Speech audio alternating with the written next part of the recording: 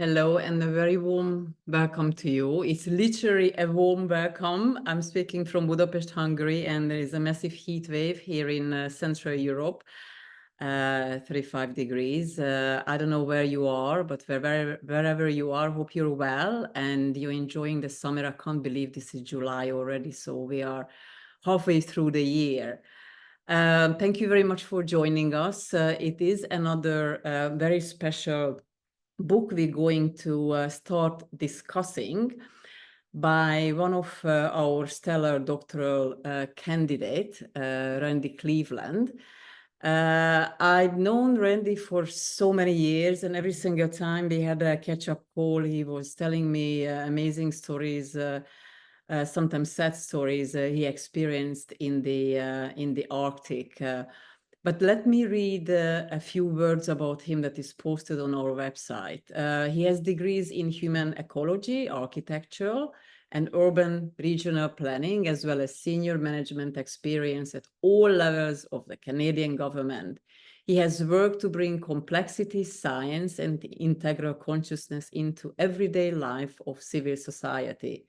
His focus has been leading creative professional teams in the policy development, planning design, construction, and operation of regenerative infrastructures and landscapes in primary Indigenous communities in the Canadian and Russian North.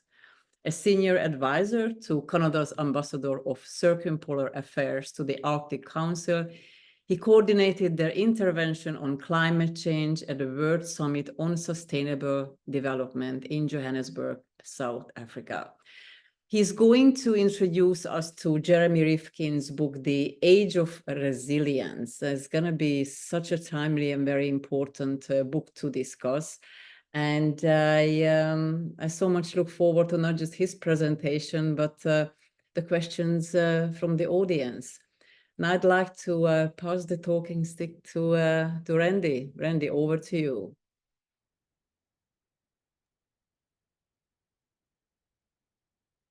Okay. Wonderful. You can see me? Yes, we can see you and we can hear you. Thank you. Okay. Welcome all. I wanted first to thank Georgie for the opportunity to introduce a book and Jorg for his belt and suspenders on the Zoom platform.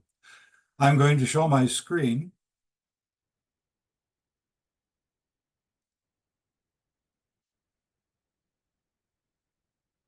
I think.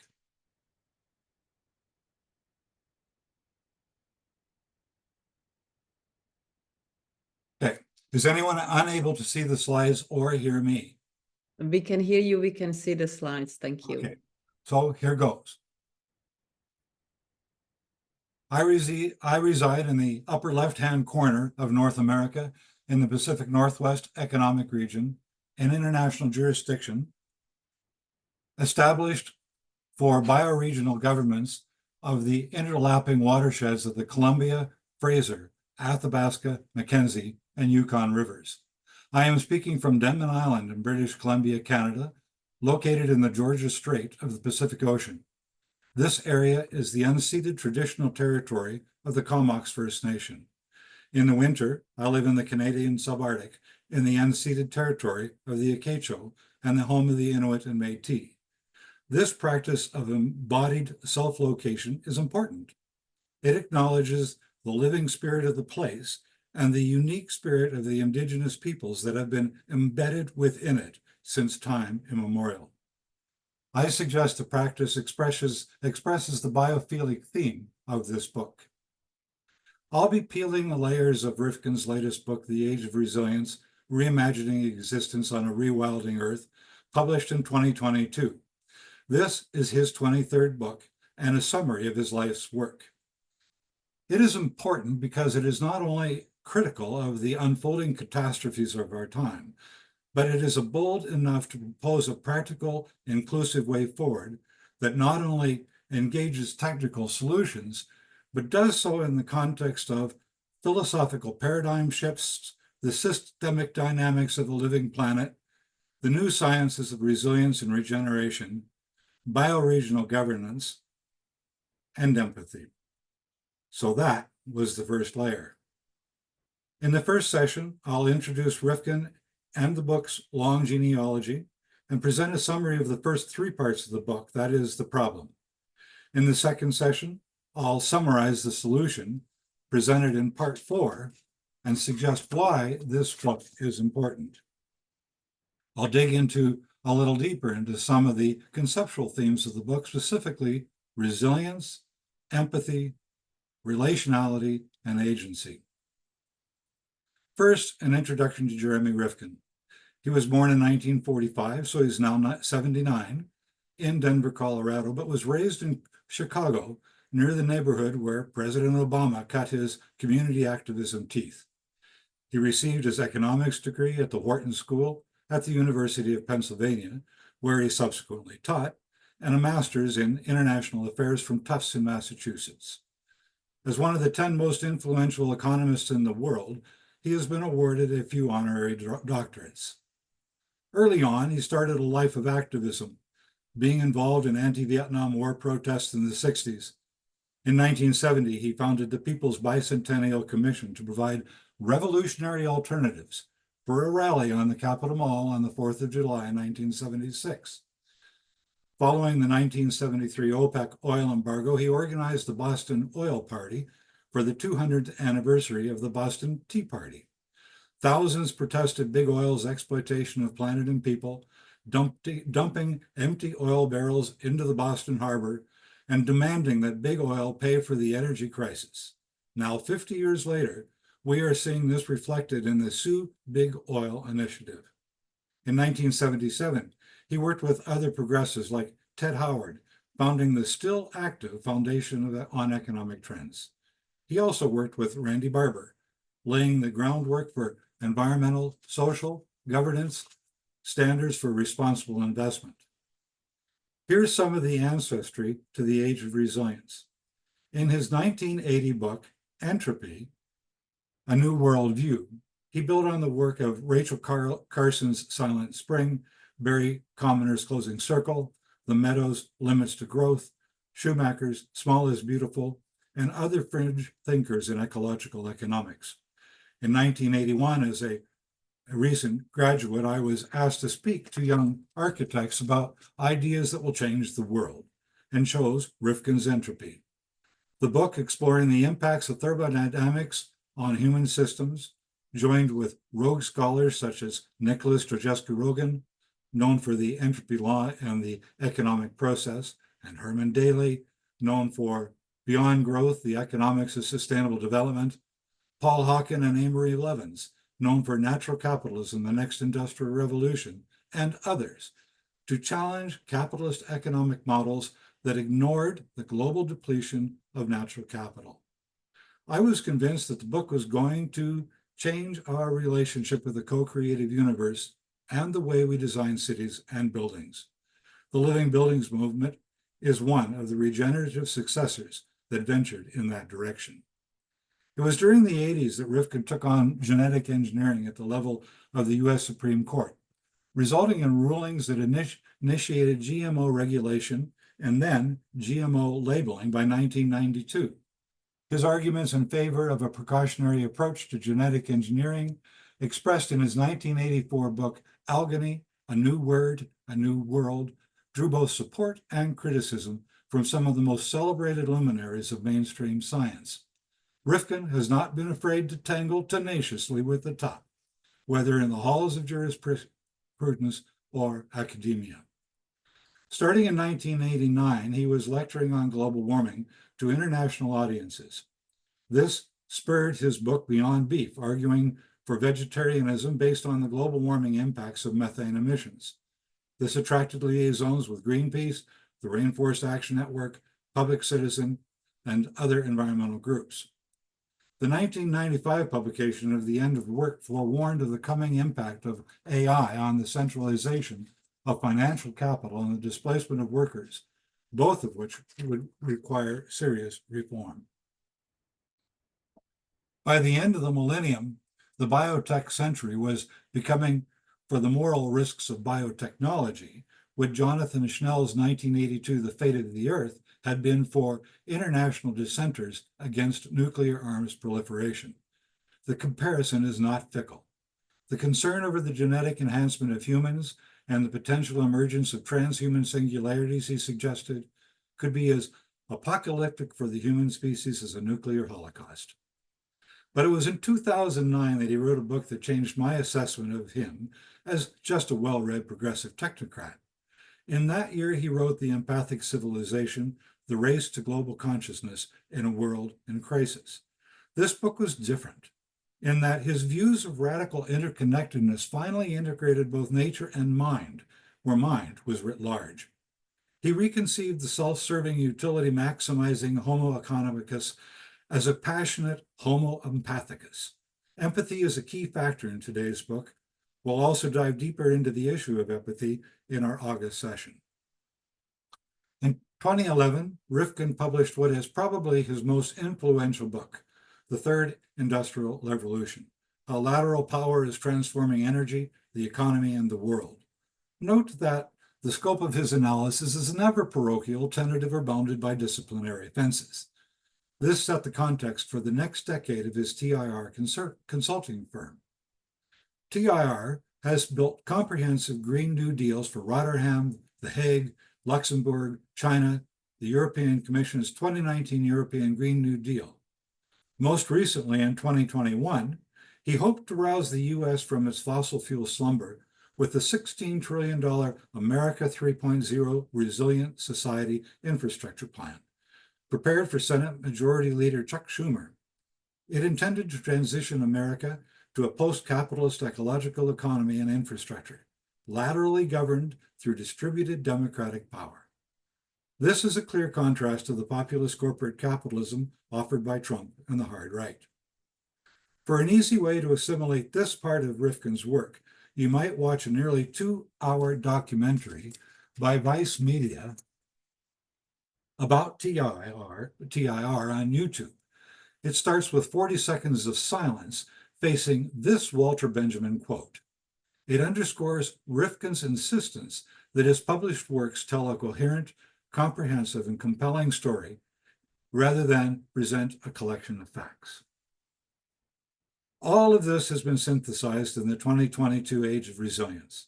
Regarding it, the Financial Times Review said the influential U.S. thinker argues that humanity is shifting to an age of resilience that could transform our relationships with the natural world and each other.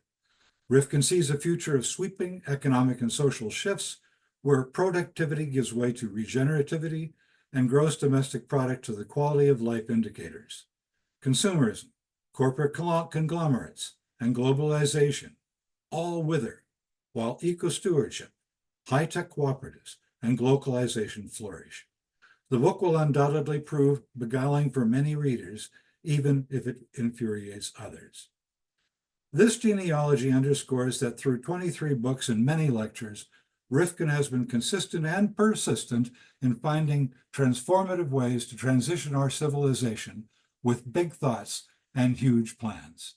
He is not an armchair philosopher on the sidelines, but like John Dewey, Charles Sanders Peirce, and George Herbert Mead, who he mentions, is a philosophical pragmatist, interested in actionable knowledge that could be used to solve a problem and set a new course. He has not been a narrow specialist. He has not been afraid to be bold in pressing forward despite confrontations with those who hold out for more conservative or more radical pathways. There are many other books in this activist genre that are tributaries to Rifkin's work. I'll mention just a few, such as The 2020 Climate Crisis and The Global Green New Deal by Noam Chomsky and Robert Pollin, and the 2019 On Fire, The Burning Case for a Green New Deal by Naomi Klein. Klein then worked with Representative Ocasio-Cortez and Senator Markey on an unsuccessful U.S. Green New Deal, setting the stage for Rifkin. There was the 2018 Climate, a New Story by Charles Eisenstein, that is similar to Rifkin because it also emphasizes that carbon reduction alone, without resuscitating the disrupted circulatory systems of a living planet, still leaves a corpse. And Rifkin, in 2019, wrote one himself called The Green New Deal: Why the Fossil Fuel Civilization Will Collapse by 2028 and the Bold Economic Plan to Save Life on Earth. Increasingly, these books emphasize not only environmental risks, but the more fundamental issues of equity and racism, ontology and worldview, consciousness and cosmology. They are certainly not promoting a simple technological fix. Two working definitions are needed for terms that appear in the title of this book, although we will dig into them deeper later. The first is resilience. Resilience is not the ability to bounce back from shocks and stresses as popularly defined, but the capacity to transform to a higher or lower state of complexity while retaining fundamental identity. Transformation involves the emergence of new capacities and behaviors not foreseeable in the preceding incarnation. Traditional resilience oscillates within a single cup between bounding thresholds of tolerance. Resilience that thrives includes the capacity to climb into more complex expressions, exhibiting emergent structures and behaviors. But if it must, it can also collapse. But recovery exacts an increasingly higher cost as the collapse deepens. The second term is rewilding. Since 1908, the amount of undeveloped and unenclosed portions of the Earth's surface has shrunk from 85% to 23% and is disappearing by a football field every 30 seconds. Rewilding is an ecological movement to restore large sections of land and ocean to pre-human ecological processes with or without ongoing conscious human intervention. The approach is recognized by the UN as a climate stabilization strategy. One of the supporting programs mentioned by Rifkin is the 30 by 30 initiative to protect 30% of the Earth's surface by 2030. However, Rifkin considers rewilding as something that the planet is doing on its own, whether we get involved or not. Our responsibility to her convulsions should recognize nature, including us, as a complex adaptive system where we participate, this time, and I quote, not as a master, but as a kindred spirit. This is another map of the unscathed planet just 6 years ago, mostly protected by ice, but now becoming easily accessible due to melting. Here in one slide is the second layer of the onion, the short story of the age of resilience. First point, both the planet and our global civilization are in trouble. Space, and especially time, are being compressed. Planetary indicators like surface temperature, CO2, and ocean acidification are on exponential curves. Social indicators like population, urbanization, and GDP are also exponential, although there is a negative correlation between wealth and happiness. Although humans are less than 1% of global biomass, we consume 24% of net primary production, due to rise to 44% if the less developed world replicates our technological productivity. Already, it takes the ecological productivity of 1.7 Earths to sustain us. Although there is a tremendous inequity in our individual footprints, with the US bearing down 4 times harder than a quarter of the world's nations. We are quickly moving beyond the safe operating space for human beings, where the 6th extinction of ourselves and many other species is imminent. Second point, we got to this place because the reductionist rationality of what was seen to be a mechanical universe has run its course. Efficiency, by which we have dramatically increased our standard of living, is now counterproductive. Third point, we need to rethink everything, our conceptions of ourselves and the universe, our technical and social infrastructures, our relationships with the planet and all living others, and our level of consciousness. For Rifkin, like Jean Gebser and many other integralists, consciousness and cultural infrastructure, such as art, technology, and institutions, arise as a piece. The question is how to do it. Like Hammond's transformative Which World and Raskin's Great Transition, Rifkin's plan is fully doable. His is a civilizational transformation toward transcendent empathy. Fourth point, The new science is complex, adaptive, social, ecological systems, or cases, a relational understanding of patterns, processes, and flows. So that's the book in a seashell. Let's peel the third layer with a summary of each chapter. Usually in his lectures, Rifkin starts on a somber note with the litany of planetary existential threats, signaling the end of the age of progress. But in this book, he starts with a 1794 quote by Nicolas de Condorcet, which sets us on a 250-year journey toward an arrogant human perfectibility.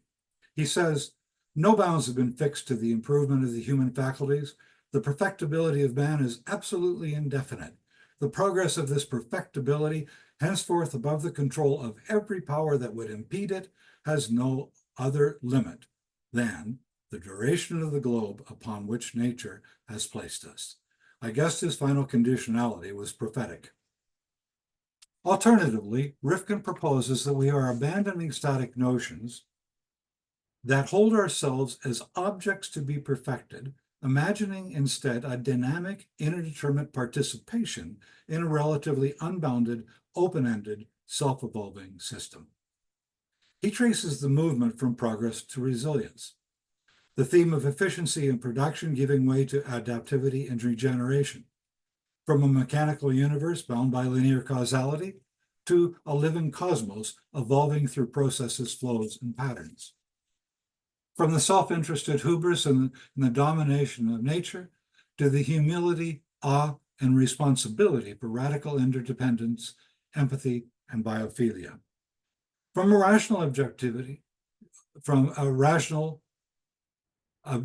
that fractures materiality to a participatory science that engages a living planet through an appreciation of complexity. Rifkin says this new approach to science views nature as a life source rather than a resource, and perceives the Earth as self-organizing and self-evolving, whose trajectory is ultimately unknowable in advance, and therefore requires a science of anticipation and vigilant adaptation rather than forced preemption. In chapter 1, Rifkin regards the supply chain breakdown and the COVID epidemic and other systemic breakdowns like climate change and species extinction as indicative of the cult of efficiency, whose goal is productivity. Efficiency is the compression of time in a linear process that is narrowly bounded to accomplish a single goal. The process ignores all inputs and outputs where their costs can be transferred to the commons and maximizes the profit on those factors of production which remain on the balance sheet. Efficiency seeks to minimize and discount those costs. The cheapest labor is the slave, the cheapest material is negotiated at the lowest price or stolen. In contrast, resilience is achieved through adaptivity, with the goal of regenerativity. Regenerativity is the outcome of a laterally networked process with many pathways for the movement of information, energy, and material. It maintains redundancies and contingencies. It spawns innovation and diversity rather than exact and flawless repetition. We'll come back to this in chapter 9. Regarding the trade-offs between efficiency and resilience, Rifkin quotes William Galston of the Wall Street Journal in 2020, saying, "In the relentless quest for increased efficiency, which remains a key source of competitive advantage, the decisions made by individual market actors will produce in the aggregate a less than optimal supply of resiliency, which is a public good." Doesn't William Galston seem to be a doppelganger of Jim Garrison? Moving to chapter 2, Charlie Chaplin's Modern Time was a critique of the mechanization of the worker being consumed by and eventually being transformed into a machine, a mechanized and instrumental intelligence. It was also a parody of Frederick Taylor, the patriarch of time and modern and motion efficiency, the samurai of wasted movements, who was first published in 1911 in The Principle of Scientific Management. Not only did a developing commodity march along the assembly line, but people were commodified and moved from plant to plant in the assembly line of career and social mobility. Not only did this destroy the attachment to place and community, but with offshoring, it destroyed their relevance. Samuel P. Hayes noted that even environmental conservationists subordinated the aesthetic to the utilitarian.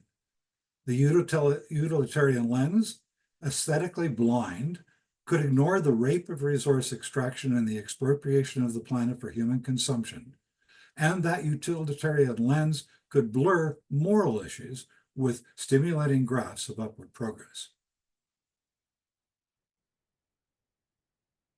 Rifkin attributes the mechanization of the universe to the 17th century mathematician and philosopher René Descartes, who described human emotions, including memory, imagination, passions, as functions that follow from the arrangement of its counterweights and wheels, and who characterize our fellow creatures as automata. Newton's brilliant law of inertia, momentum, acceleration, action, and reaction further posited that the world naturally returns to a static equilibrium. Equilibrium became the governing assumption of Adam Smith's invisible hand of self-regulating markets and the time irreversibility of all economic and technological processes. This provided a place for everything and everyone, the rule of immutable law, and the predictability and certainty of all outcomes. But it was Rudolf Clausius, his two laws of thermodynamics in 1865, that threw a fly in the ointment.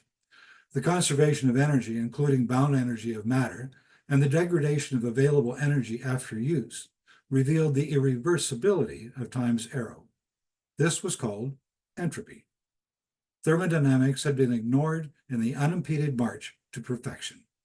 Entropy put real limits on the productivity of the natural system.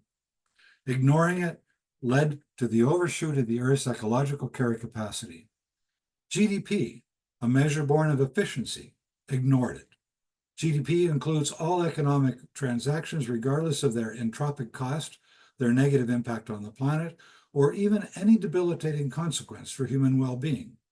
It is a quantity that does not consider quality.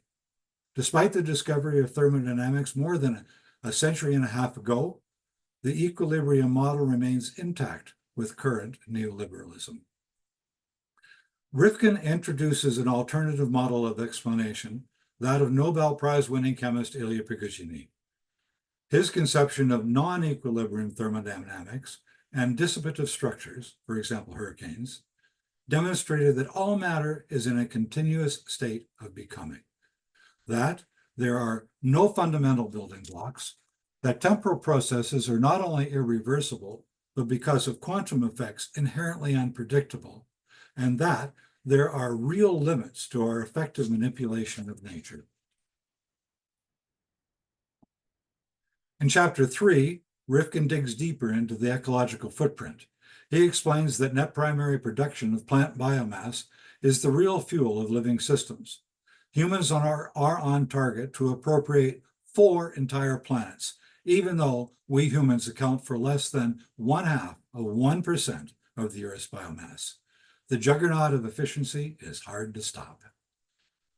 The shortcomings of efficiency are illustrated with the Green Revolution.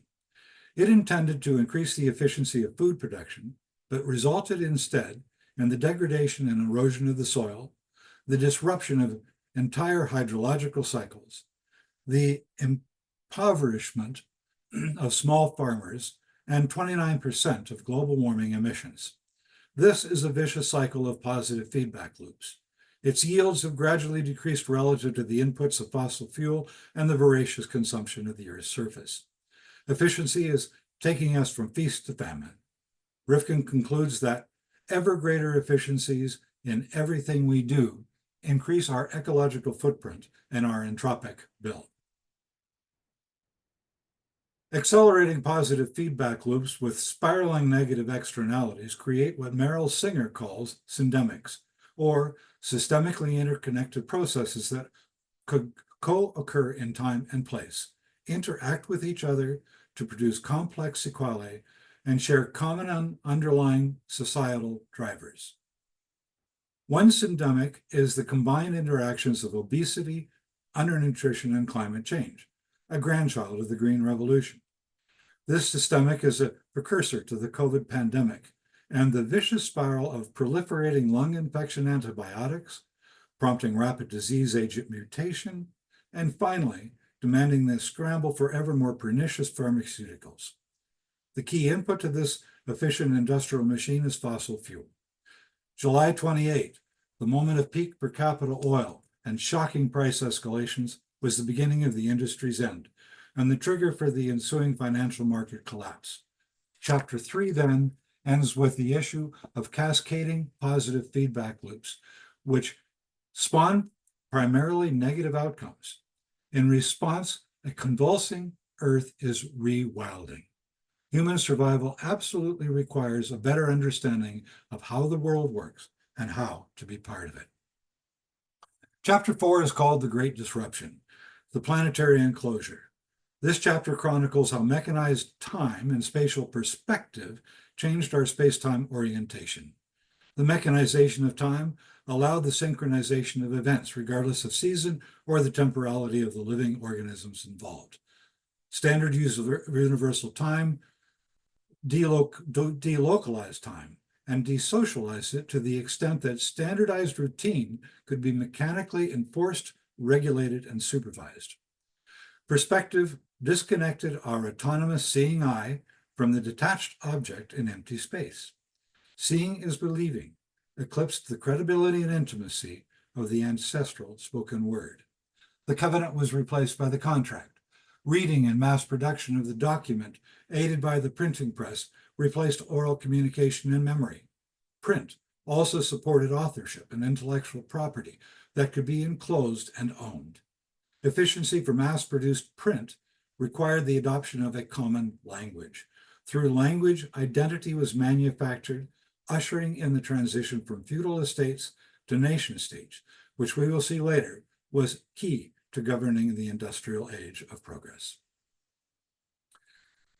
In alignment with the efficient compartmentalization of space, time, language, objective science, it was logical that their values were determined through measurement, abstraction, and rationalization. New temporal and spatial coordinates allowed humanity to successfully survey, map, enclose, privatize, and expropriate the natural and cognitive landscapes, including the commons.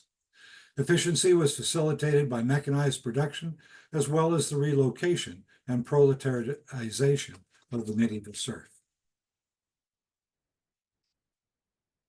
Rifkin sums it up. The compression of time and space, occasioned by the coming together of new forms of communication, a new source of energy, and new modes of mobility and logistics to communicate, power, and move economic activity, social life, and governance, enthroned efficiency as the dominant theme of Western society. Rifkin concludes this chapter with all of the earth and her living creatures have been captured, pillaged, and consumed with a hedonistic zeal driven by efficiencies unparalleled in the short existence of our species. In chapter 5, Rifkin attributes the commodification of everything, the soil, water, and the oceans, the atmosphere, the electromagnetic spectrum, and the gene pool, to John Locke, who in 1689 wrote that nature was of no value until subdued, that is improved through human labor. In 2 treatises on civil government, Locke wrote, "It is labor, then, which puts the greatest part of value upon land, without which it would scarcely be worth anything.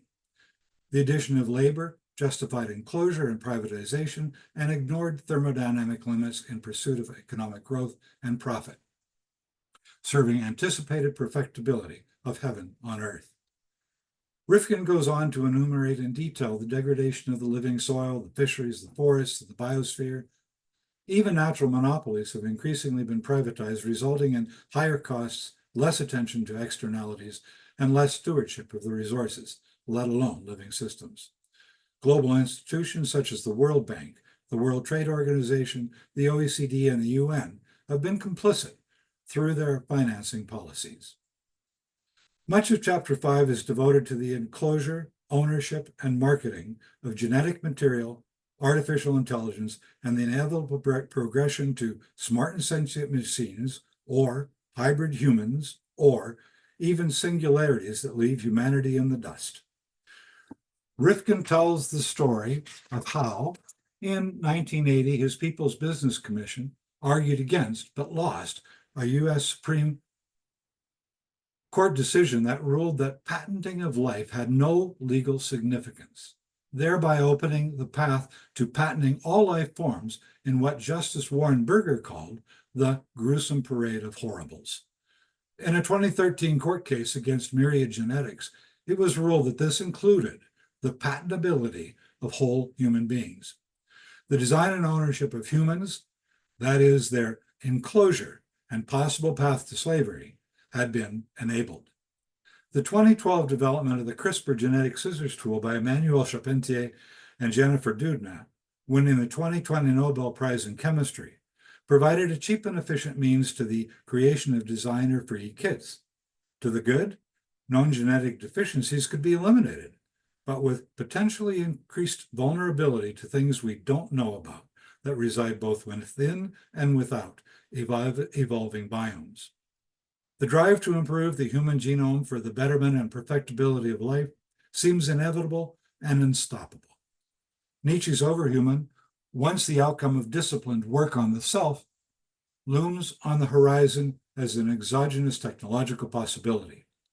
Rifkin points out that genetic efficiency has been equated with morality, meaning we must do it, even though, given the complexity of the human-environment nexus, the real risks and benefits of edited organisms are impossible to predict. The enclosure and privatization of cyberspace and the electromagnetic spectrum has implications for both making your next Amazon purchase and surveillance. For Rifkin, a significant consequence is that with the digital determination of our behavioral operating space, coupled with our neurological rewiring, we risk the atrophying of our cognitive abilities, and more importantly, we risk the loss of our personal agency. But Rifkin also recognizes that this is not a simple either or. But there would be no shadows without bright lights.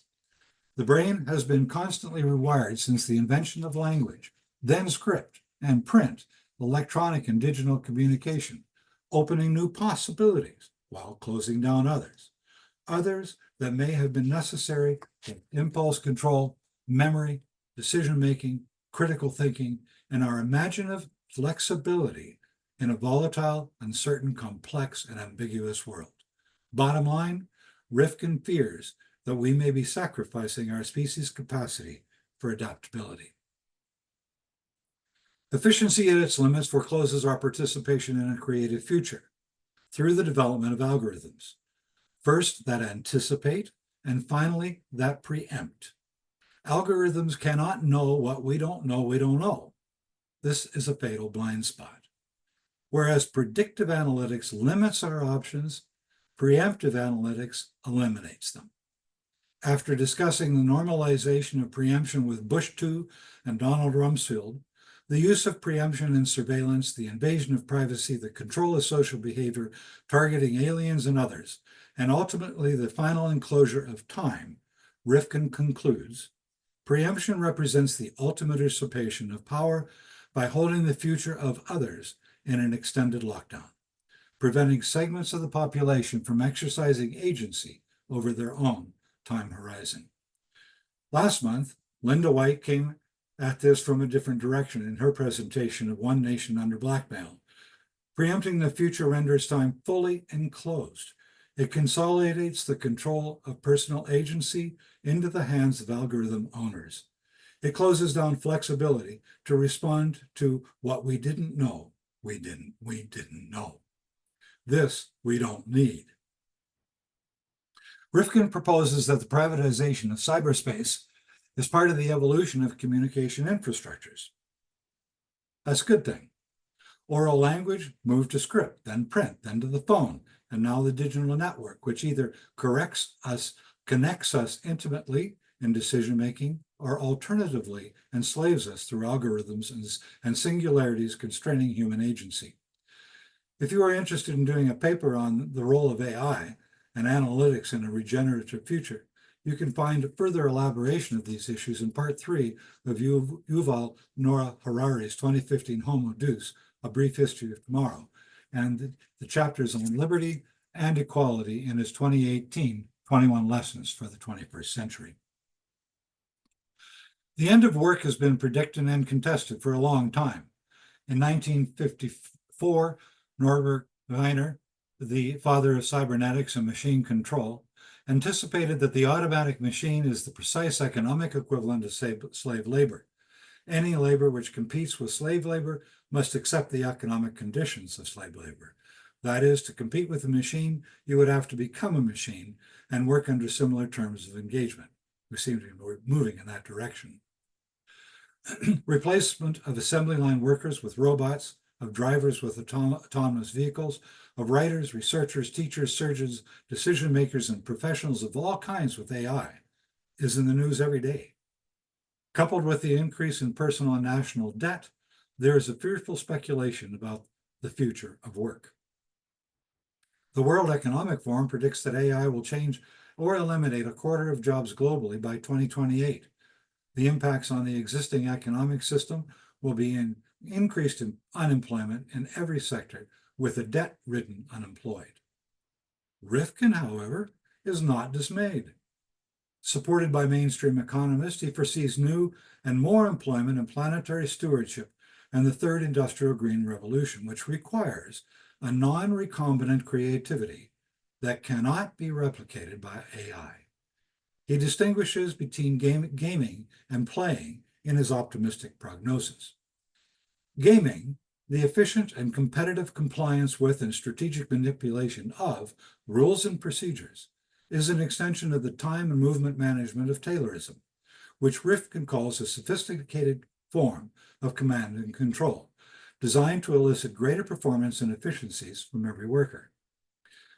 Labor productivity is becoming ever more efficient as it tries to keep pace with machines and self-learning algorithm processes, eventually to be replaced by the bot. The alternative is play. Play is fully human.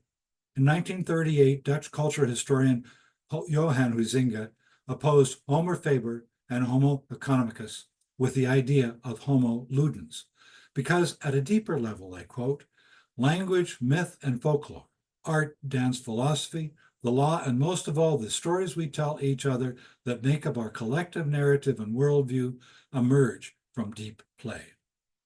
Deep play is freely engaged, spontaneous, and open-ended, experienced outside linear time. Play creatively engages with the unmediated perception of the big picture, out of which emerges behaviors, imaginations, inspirations, and intuitions that are novel and unexpected. Play has underwritten all great scientific discoveries. Gaming is a measurable performance. Play is emergent surprise. Lean production and management are meant to achieve agility and flexibility through gaming to reduce labor and time inputs.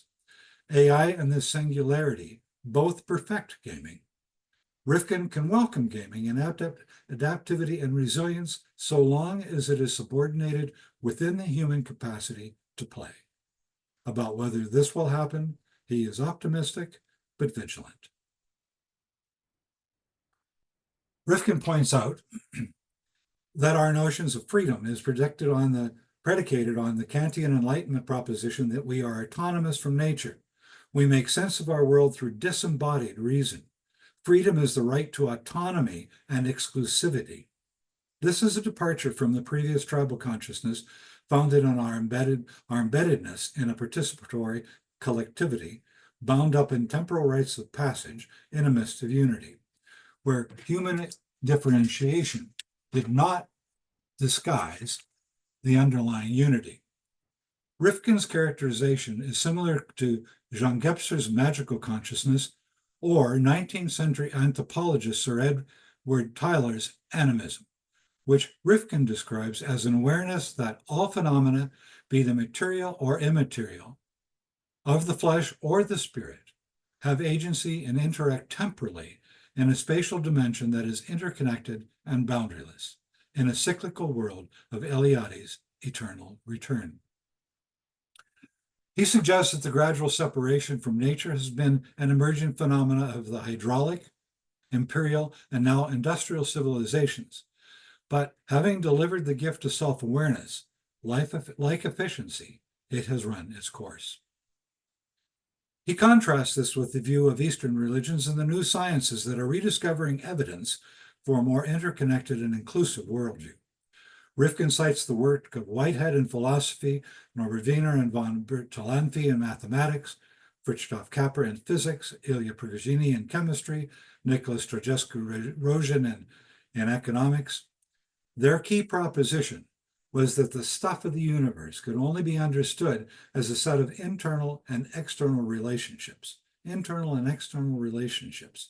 that collapse into patterns that manifest as dissipative structures that resolve the flows of energy into greater complexity, and thereby illuminate the fullness of time.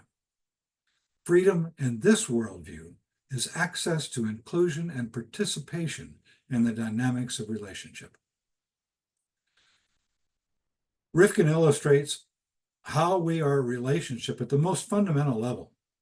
He makes much of the fuzzy line between our physical body insides and outsides, noting that more than half of our makeup is bacteria, viruses, fungi, archaea, and protists that are not genetically us. The cells and the atoms that are us are exchanged with all the space and time on a very regular rhythm, to the point that we are comprised literally of both our ancestors and of all nature. 90% of the atoms of our atoms are exchanged annually. We are a symbiotic relationship, a dynamic interaction of processes, an ecology within a larger ecology. Rifkin closes the chapter with, we are each a pattern in which multiple agencies operating at different times and scales become participants in our becoming, only to travel on and participate in still other patterns. Rifkin will go on to examine how we are becoming more aware of this, our ecological self.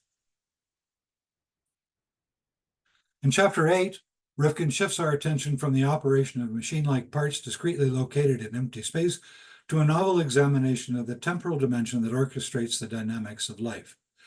Although the genetic codes establish the predispositions of circadian clocks and biorhythms in the regulation of organic process, the organism exhibits different structures and behaviors based on changing external temporal triggers.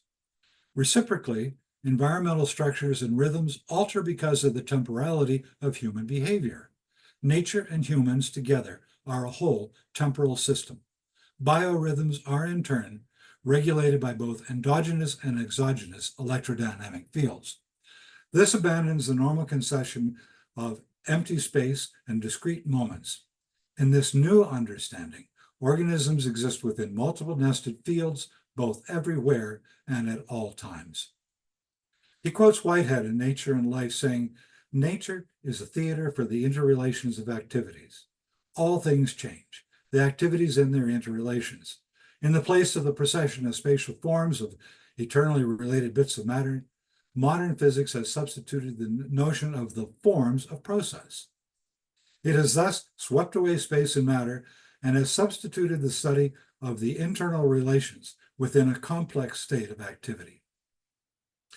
From this perspective, in the subsequent independent work of biologists like Weiss, Burr, Adams, Vandenberg, and Lewin, it appears that both organic structures like genes and organs and behaviors themselves are orchestrated first by fields that envelop the Earth as a whole and everything in it.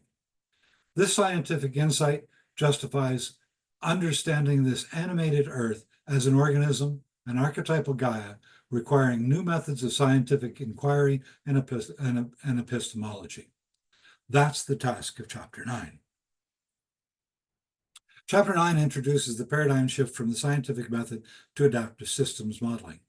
To clarify the difference, he recalls that Francis Bacon, who introduced the scientific method in the 17th century, was full of intellectual hubris, guaranteeing that man would overcome nature. Bacon boasted that humans have the power to conquer and subdue nature and to shake her, a common little harlot, to her foundations. The goal, he declared in Novum Organum, is to establish and extend the power of dominion, and notably misogynistic power, of the human race over the universe through detached objectivity. Rifkin contrasts Bacon and the Enlightenment with the contemporary work of C.S. Halling and many others who have seen life as complex, adaptive, social ecological systems. The key properties are the balance of resilience and stability, animated by adaptation and transformation. This is key to Rifkin's book, so I'll spend a little time here. As I said before, resilience, often understood as the ability to bounce back to the status quo after suffering shocks and stresses, is now understood to mean the ability to persist by maintaining flexibility. Halling clarifies. It does not require a precise capacity to predict the future, but only a qualitative capacity to devise systems that can absorb and accommodate future events in whatever unexpected form they may take. This includes the ability to transform into a new and self-organizing system at another level of complexity.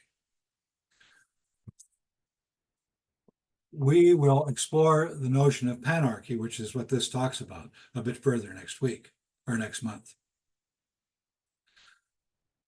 One insight is that complex dynamic systems are not strictly efficient. That is, they invest in the maintenance of and the ability to invent diverse and optional strategies for adapting to contextual changes. The interaction of organism and environment inevitably changes both. The system evolves, that is, transforms, stagnates, or collapses as a whole. Resilience is not a state of being, but rather a way of acting in the world. Adaptivity, Rifkin contends, is how individuals and ecological collectivities at all scales embed themselves in all of the interacting processes and patterns of an interactive planet. Note in this diagram that the window of viability, or thriving, is an asymmetric balance of structure and diversity. Resilience does not overcome vulnerability, but embraces it and is open to surprise. He says, resilience is never simply about regaining control, but rather of openness to establishing new venues of embeddedness. Where industrial efficiency seeks perfectibility, employing the best way of doing things, resilience requires adaptivity and seeks reharmonization with and regeneration of the life forces. It is in this sense that Rifkin proposes the transition from the age of progress to the age of resilience. The objectivity, replicability, and elegant simplicity of the scientific analysis of discrete things gives way to an alternative aesthetic perception of dynamic, evolving, emergent fractal patterns of relationship. Rifkin, following Preiser, Biggs, DeVos, Folk, and others, including Fritjof Capra, distinguishes the new science from conventional, summarized in this chart. The last row contrasts their methodologies. Conventional science, based on the replicable measurement of a detached observer, gives way to the creative collapse of emergent possibilities through the decisions and interventions of embodied participants. Fortunately, adaptivity are us. Rifkin cites Richard Potts as evidence that Homo sapiens are wired for adaptability. The historic record shows that the evolution of our species has been mostly honed during the unstable climate conditions of the long Paleolithic Ice Age. This adaptive capacity has now been exploited during the warmer, short, and stable interglacial Holocene to force nature to adapt to us. But domination has led to our undoing, as shown, for instance, by the extreme inequality resulting from the success of the command and control ethic in the vertically integrated economic sphere. He ends the chapter with the single statistic that the accumulated wealth of the 8 richest individuals in the world equals the total wealth of the poorest half. With caution, Rifkin is an optimist about our ability to learn to be flexible, adaptive, and resilient, and to transition from Bacon's control and resource expropriation in a predictable future scenario to cooperation with the life force in an indeterminate becoming. We'll finish the book summary of the proposed solution in August. We'll dig deeper into some of Rifkin's key themes and their implication for a resilient society. We'll finish but to whet your appetite, Rifkin is going to end the book with 2 challenges for the transition. The first is spiraling feedback loops between empathy and transcendence. The awareness of self and the other are structurally coupled. That relationship opens avenues to transcendence and the expansion of both. This drives the evolution of consciousness, but it necessarily requires greater conscious participation in line with our maturity. The second challenge is the dialectic between empathy and entropy. Rifkin argues the expanding scope of caring and compassion, Rifkin argues, has come at the price of existential thermodynamic degradation, now careening toward the wall of extinction. The two need to be recoupled. More later. Shown here are some of the key pertinent videos I mentioned. The TIR documentary by Vice on YouTube. There is a lecture and interview with Rifkin on the Age of Resilience given at the House of European History and for the Aprendemos Juntos 2030. For next week, it might be useful to watch the 11-minute summary that Rifkin gives on the empathic civilization in either the documentary or RSA format, shown in the gold box. Georgie, it's time for comments and questions. Wow, fantastic. Thank you so much. Gosh, what a rich presentation. Yeah, it's just fantastic. I was, actually thinking about that almost every slide would have been talked about for another presentation. Would you mind to end maybe the sharing? Yes. So that we can have you on the screen. That's wonderful. Thank you so much, Randy. It's so rich. I must say that I heard about Jeremy Rifkin. I never read any of his books, but you really made me feel that I want to read this book. Probably, would you suggest that if somebody who hasn't read anything from Rifkin, that this is the book to read? If you're going to read one and haven't read any, I'd start with The Empathic Civilization. Yeah? Yeah. That's a component of this book. And we'll spend a lot of time on that in the next section. He doesn't really get into empathy much at all until the fourth section of The Age of Resilience. So I find if you read Age of Resilience, you'll get to the section on empathy and you'll want to go and read read The Empathic Civilization. Okay. Yeah, I will definitely do that. You really fit it so much into 1 hour that it was just so rich and so profound. Thank you very much for such an extensive research and presentation. I know that I'm jumping ahead, and you did mention that you're going to talk about the second presentation, some elements that you haven't touched upon now, but I really did jot down that I'd like to ask your take on what is Rifkin, what does he mean about transcendent empathy?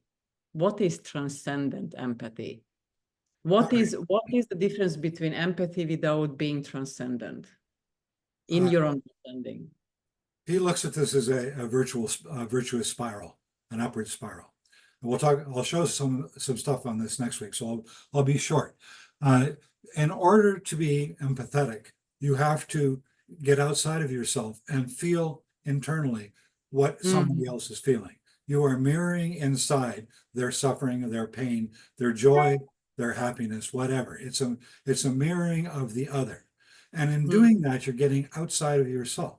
Yeah. That's a transcendent move. Yeah. And so the transcendence and the empathy work together.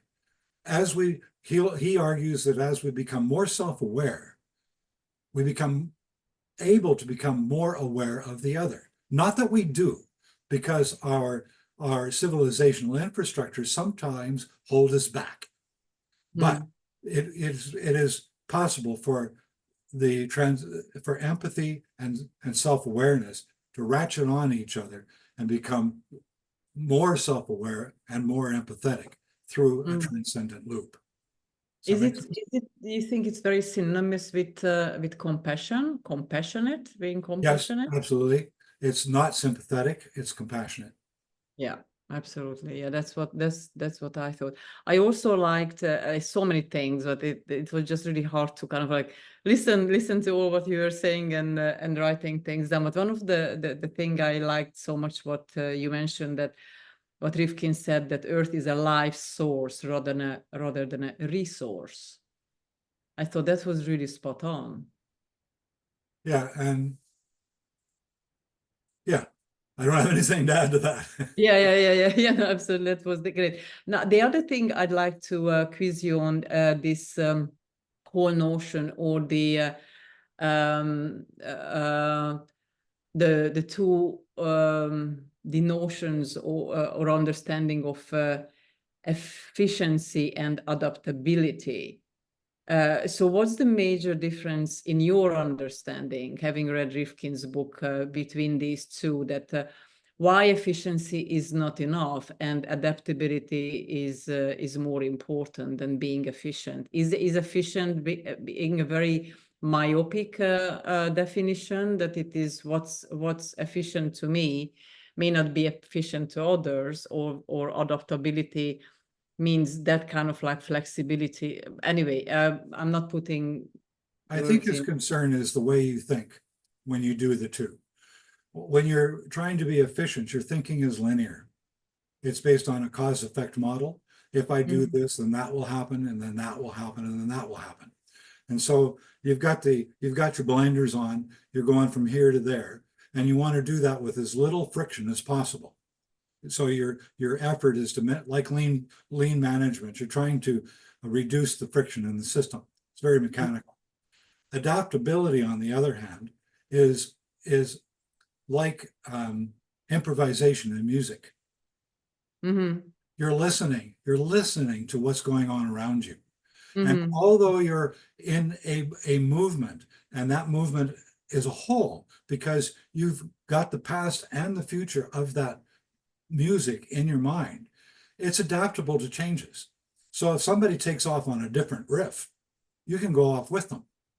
And so it's not, the cause and effect is not linear. It's circular and adaptive to what's going on around you. Thank you. Yeah, no, I absolutely get what you're saying, and I'm very much aligned with that. Also, on one of your image or diagram, every single slide is just really wonderful. Thank you for creating those. I'd like to discuss a word with you, which is so much in debate now, and that's the word sustainability. Because even Irving Lasser says that, we don't want to sustain this wrongness. We rather want to regenerate, and that's more like the word that is in vogue now. What's your view on these? Rifkin agrees. He never uses the word sustainability. He because it harkens back to that definition of resilience, which is the return to the status quo. When there's a volcano and your village gets wiped out, everybody goes away, and then they come back and rebuild the village exactly where it was for another 1,000 years. That happens over and over again. And so we have this propensity to replicate, for stability's sake, when we need stability, we go back to the past.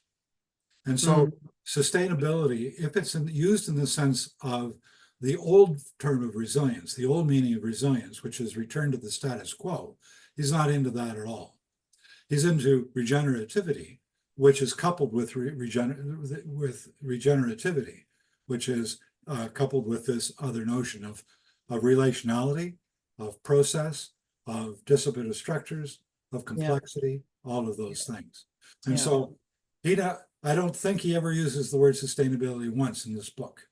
Okay, just because I saw on one of the very last slide that actually there was an arrow pointing upwards, and it says sustainability, and I just thought, I must ask you upon that upon this word. Now, while we're actually talking, I'd like to ask our dear audience that if you have any questions, you can either raise your hand or put your question or comments in the chat box so Randy can respond accordingly. Otherwise, I don't want to be the, Lisa Reagan. Can I see Now, the chat? Can I see the chat? Lisa actually put her hand up, Okay. and let me, oh my gosh, this is where I would need Georg, the academic me. Okay, allow to talk. Lisa, you should be able to talk now if you unmute yourself. Can you hear me? Yes, hi Lisa. Okay. All right. So my eyes are out today, or I would have put this in the chat. So sorry. I'm sitting with my nose against the screen, so it's good that you don't have my screen on either. What my comment and question is this: the age of resilience. I got stuck on the title because of the word resilience. And there's in my world where I've been working in family wellness and holistic worldview shifting for raising children that don't have to recover from their childhood. That word is very controversial because it is, whether what you put here in this slide, which I do have it big enough here where I can see, it's not the old way we think of resilience. It's not a rebound to the status quo to recover from shock and stresses, but the ability to transform to more integrated, complex, and diverse successor structures and functions through emergence, which is so awesome. And I wish I had that in front of me before I got started with the book, because I was frustrated with that word the whole way through until it became more clarified. What are we talking about here? So I'm wondering two things. One, that's a big hurdle to retrain people around what are we talking about with resilience. And then second of all, is there another word that I could simultaneously say, because not sustainability, because that's been marked off. And then my last, and you can turn me off after this, my last question is, because there's so much in this book, even listening to your slide presentation right now, I'm thinking, what is the question I should be asking that I couldn't possibly come up with? Because it's so much in here. And that's it. And thank you. Was there a question in that, Lisa? Yes, the question is, what is the a different word for resilience. A synonym, and then the question that regenerativity is the one he uses as an option, but it's really big. Okay, I see. Living systems is another. Okay. Let me think about that, and I'll come back with some more. But there was a slide where there were several options to resilience and regenerativity shown, but none of them are short, and none of them are roll off your tongue easily. Yeah. Living systems works. Yes, and regenerativity is kind of popular too now. So, thank you. There's a whole movement in architecture and landscape architecture around regenerative landscapes. So it has that kind of a connotation. But when it comes to the psychological dimension, it's more, the words are transformation. Okay. Lisa, did you like the book? Was there anything in it that kind of like jumped out that you would like to discuss with Randy, or anything that you would like to mention? It was that word resilience, and getting out of the way I've heard it used and then into this other way of using it in a regenerative way. Now I understand that better. And then just the fantastic overview of how we got where we are, and the worldview issue, the shifting piece, the rewilding, which I've heard people use, the word indigeneity and indigenizing, re-indigenizing is really huge right now. So that's why I said, what with this meta view of what is happening, and then your presentation right now, I clarified the resilience question, but the other question I had was just, what is the question we should be asking after absorbing all of this? Because this almost, I know the second half, you're going to go into the solutions that are there, but there seems to be, there could be a prompt that would turn me in the direction of what is it I'm supposed to be thinking about?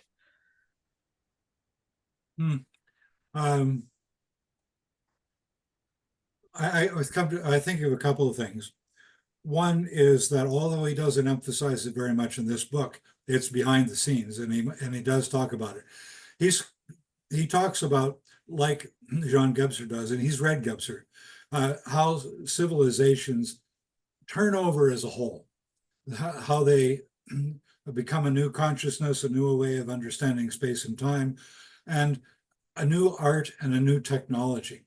And he's very much unlike a whole lot of people. He enjoys talking about the technological aspects of it. And that will probably be foreign to you, Lisa, because if you're into collective trauma, then it wouldn't be a place that you spend much time. But the video documentary on the TIR revolution is his documentation of the various civilizations through a technological lens. It might be interesting just for you to be able to ask questions from the opposite side of the fence. It's a really fun video. And what is a video? It's a Vice production, VICE production. Okay. It's called The Third Industrial Revolution. It's on YouTube. Sure. Okay. Yeah. So it's a fun video. It shows him lecturing, but it's got an awful lot of illustration, which helps you get a better handle on his idea of civilizational evolution. He's unlike my talk, a lot of his work tries to capture both the negative and the positive. Every civilization has achieved wonderful things. And then, like Gebser says, then they go into their, lost the word, their downside. They start to fall apart, they deteriorate.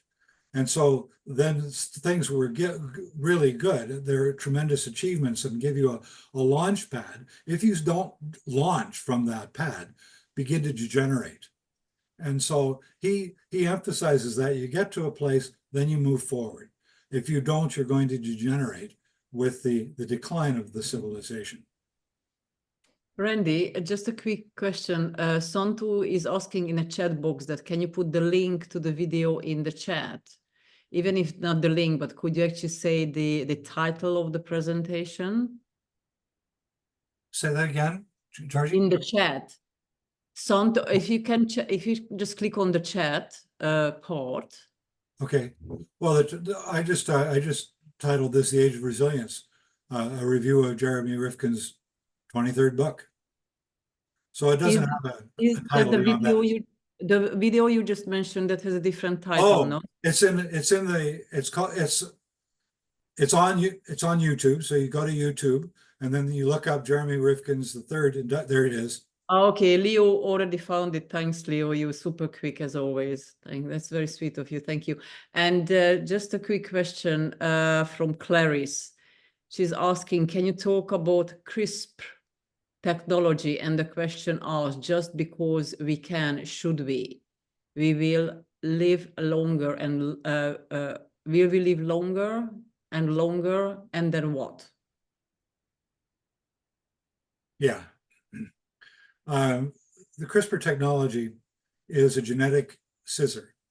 It allows you to edit genes.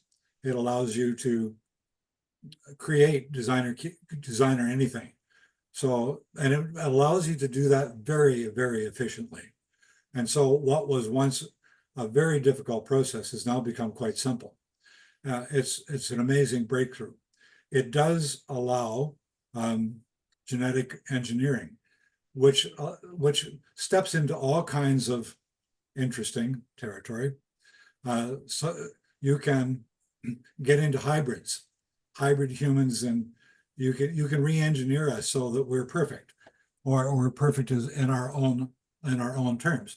The problem with that, and Rifkin talks about this in his work on algorithms, is that once you decide what you're going to edit out, you don't necessarily know what it did before. You know it did this, but you don't know what else it did. And so it may have, it's the problem of what you don't know.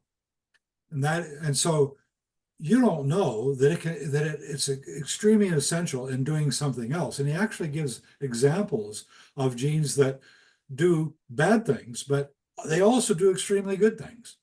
And so if you take them out, if you edit them out, you find yourself becoming more and more constrained as a human being.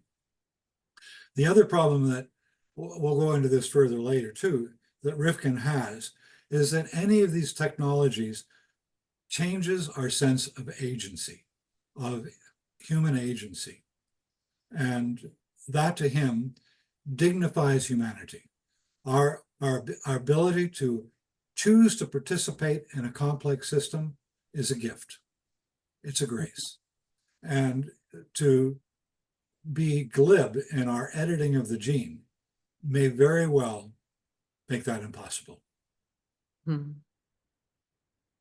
Excellent response. Thank you.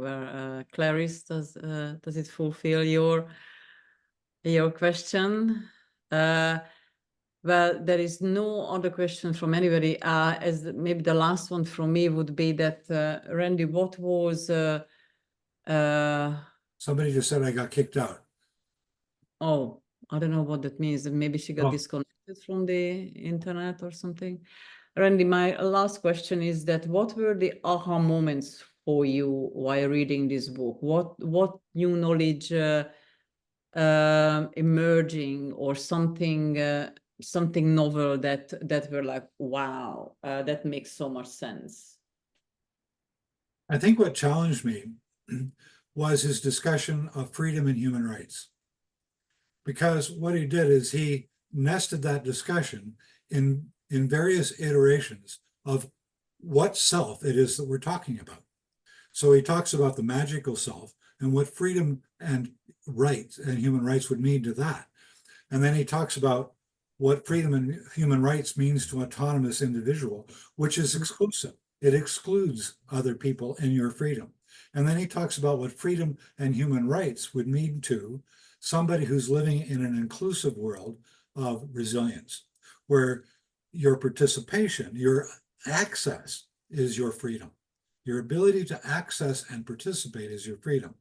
And so his tangling with the issue of human rights, which is sacred, you don't mess around with the Declaration on Human Rights, but he did. And that was an aha for me. Wow. Wonderful. Thank you, Randy. Well, that already thanks coming from the audience, from Yan Yun Song. Thank you for being with us, Song. It's always great to see your name amongst. And thank you, Lisa, for the questions, and Sun too, and Leo. And we look forward to seeing you and all, if you can join us in August, and welcoming Randy again, and hear the concluding parts of this fascinating book. Absolutely fascinating. And yes, we are ahead of great challenges, but we can overcome them together. We can. Agree. Wonderful. Thank you so much. Enjoy the rest of your day. And thank you, Randy, again. Wonderful presentation. See you soon. All the very best. Bye, everybody.